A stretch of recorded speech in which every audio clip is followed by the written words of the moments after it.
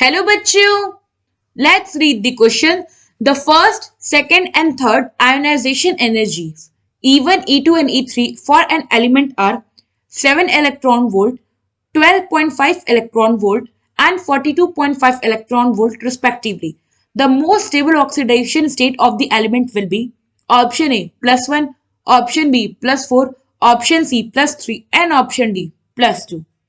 So question में क्या बोला है कि हमें एक एलिमेंट के आयोनाइजेशन एनर्जी गिवन है फर्स्ट सेकेंड थर्ड जो कि है 7 electron volt 12.5 electron volt and 42.5 electron volt. हमें बताना है कि उस एलिमेंट का सबसे स्टेबल ऑक्सीडेशन स्टेट क्या होगा। तो सबसे पहले तो हम ये जानते हैं कि आयोनाइजेशन एनर्जी क्या है। तो बेसिकली आयोनाइजेशन एनर्जी में क्या होता है, हमारे पास ये एक एटम है, एलिमेंट है, हमने क्या किया, इसको कुछ एनर्जी दिया सो दैट ये क्या करे, इलेक्ट्रॉन को लूज करे। तो ये एलिमेंट जो एक्स था इसने इलेक्ट्रॉन एक रिलीज किया, लूज किया, तो +1 ऑक्सीडेशन स्टेट या कह लो +1 चार्ज इस पे आया, इसी हमने एनर्जी को कह दिया आयोनाइजेशन एनर्जी। अब ये जो +1 वाला कैटायन था इसको हम और एनर्जी देंगे सो दैट अब ये +2 में आ गया और इसने एक और इलेक्ट्रॉन लूज कर दिया।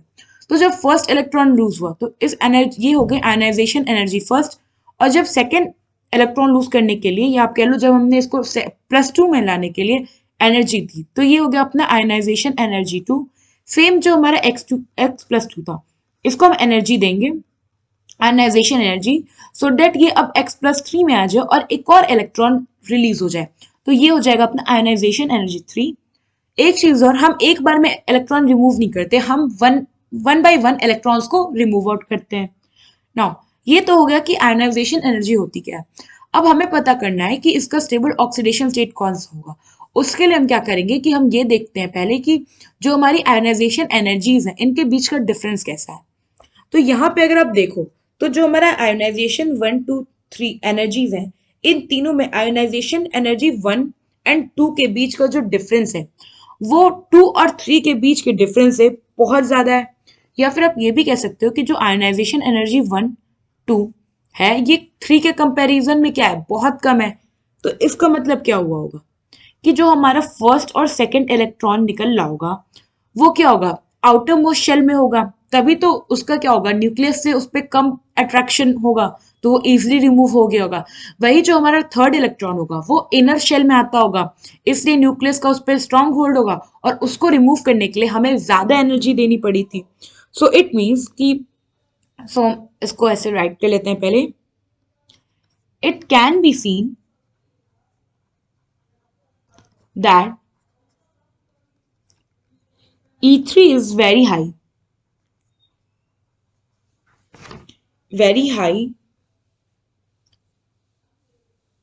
at 42.5 electron volt in comparison to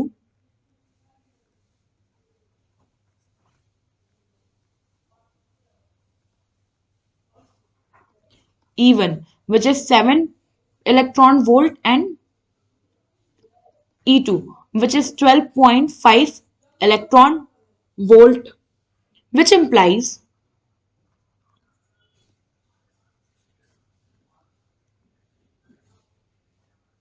that the element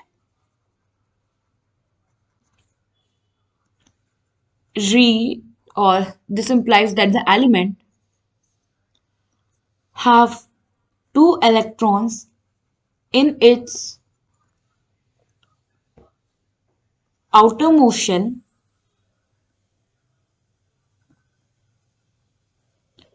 and the third electron in innermost shell.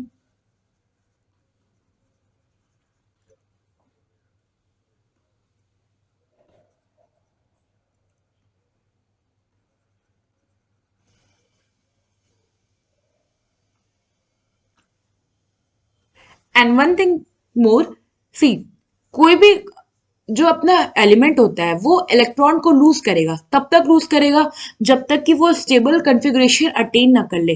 तो अगर आप यहाँ देखो तो हम ये भी तो कह सकते हैं ना कि जो उसने फर्स्ट और सेकंड इलेक्ट्रॉन लूज किया वो उतना लूज करके ही वो क्या किया, स्टेबल कॉन्फ़िगरेशन पे आ गया। इसलिए भी हमें उसमें और एनर्जी देनी पड़ी और इलेक्ट्रॉन को लूज करने के लिए. So apart from this reason,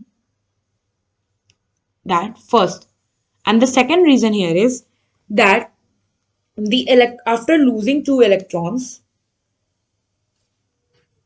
after losing two electron, it must attain noble gas configuration.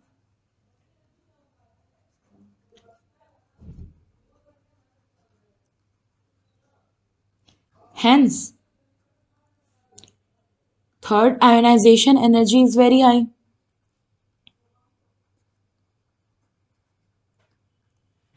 सो ये जो दोनों हमारे पॉइंट है, फर्स्ट की जो एलिमेंट है उसके दो इलेक्ट्रॉन आउटर मोस्ट शेल में थे इसलिए उसे कम एनर्जी देनी पड़ी, और थर्ड इलेक्ट्रॉन जो थे इनर मोस्ट शेल थे.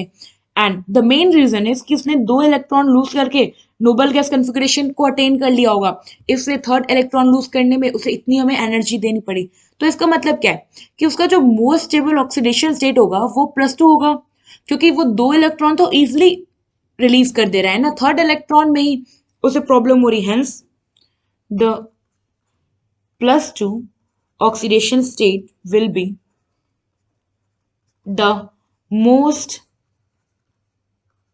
stable oxidation state of the element.